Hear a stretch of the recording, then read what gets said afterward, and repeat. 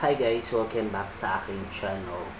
Kung bago pa lamang kayo sa aking channel at napadaan lang kayo sa aking channel, mag-subscribe na and push the tiny bell para ma-update lahat kayo ng aking gagawing videos everyday.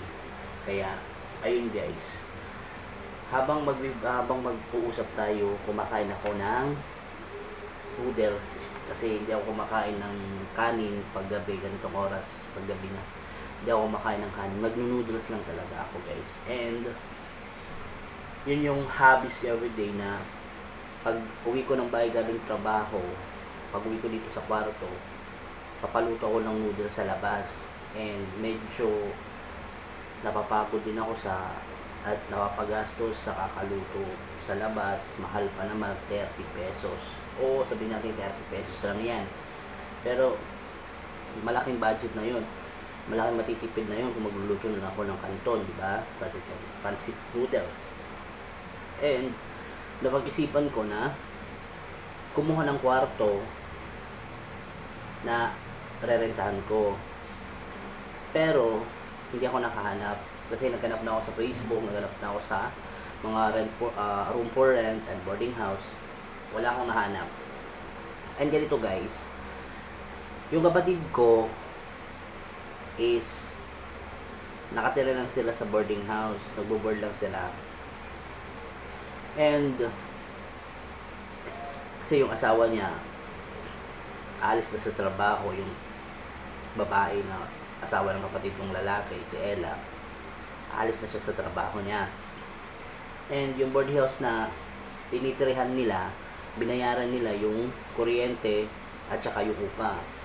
And sabi ng kapatid ko na ikaw na lang daw umupa ng boarding house namin para hindi ka na mahirapan.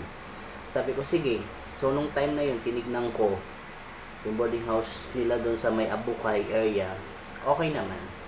Ang problema lang kasi malayo and malusak, parang maputik ba. Pero okay lang, mura naman siya, 1.5. Afford naman sa akin kasi mag-isa lang naman ako. And para makakatipid ako din sa gastusin. And sinabi ko sa kanya na, o sige, mag-usap muna kayo ng may-ari or yung caretaker kung papayag na ako yung titira.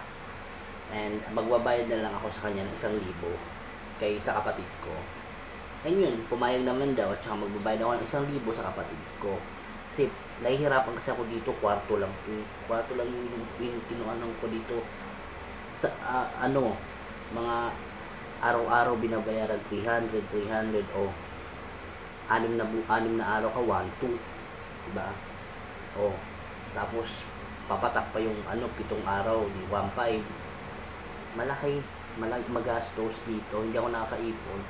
Mas maganda ako ng boarding house na yan, buwanan yung pagbayad, hindi yung araw-araw. Tapos concern ko lang din, ang daming surot. Lahat, ito kinagatan ako ng mga surot. Yan ito. Yan, ito, surot to. Lahat ng namumula sa akin, surot yung may kagat. Laging pagigising ko, may mga surot na gumagapang sa higaan. Yun yung yung concern ko kasi sobrang dami and laging busog. Hindi lang sa hindi lang masamag lalait sa kwarto, pero sa totoo lang talaga, surot talaga. Ang daming surot. Yun lagi dito sa likod. Marami ako sa likod kinagatan. Yun. Kaya nga nakapag-desisyon ako na lumipat na ako ng boarding house para matipid-tipid ko at saka magpapasko. Alam niyo naman, kailangan magtipid and at least makakaluto ako doon ng akin lang, di ba? So yun guys, habang kumakain ako, nagvi-video lang ako para alam niyo naman kung anong nangyayari sa buhay ko dito. Yun.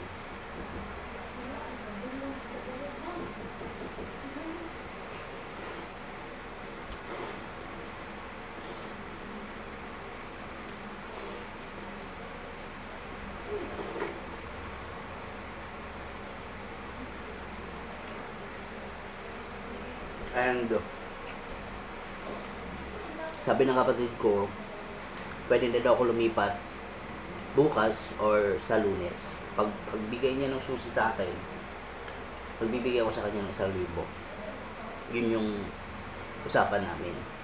Kaya sabi ko, sige, magbibigay ako sa iyo ng 1,000 bukas. Pinapapunta ko siya sa trabaho ko para mabigyan ko siya ng 1,000 at maibigay sa akin yung susi ng boarding house. Yun yung yun yung sinabi niya sa akin. Kaya sabi ko na, sige, walang problema. Hindi naman kasi nagkakalayo yung namin, kapatid ko naman yun, di ba? So, ayun guys, kasi gusto ko na lumipat. Ang laki-laki ng gastos ko dito.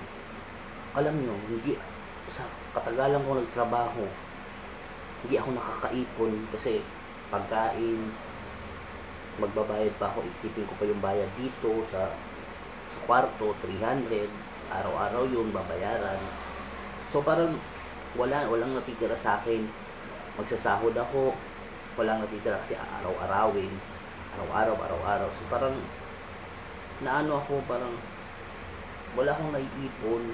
Mas maganda kasi na buwanan yung pagkuha mo sa sahod or sa 15, 15-30 yung pagkukuha mo ng sahod, diba? At least nakikaipon ka ng maayos. Hindi yung mag-iisip ka pa na, wala akong babayad bukas, ay ganito ganyan. Kaya magbo-boarding house na lang ako. Grab ko na yung kahit malayo, kahit malusak, okay na ako. Itiisin ko na lang. Tsaka isa pa guys, ang iniisip ko lang doon kasi umuwi ako ng gabi, mga 7 or 6.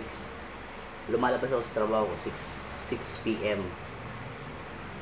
Tapos sasakay pa ako ng Multica papuntang Abukay. 7 na yun, maglalakad papunta doon sa inuupahan, malayo-layo. Yun yung iniisip ko kasi baka may mga sira ulo na umarang doon.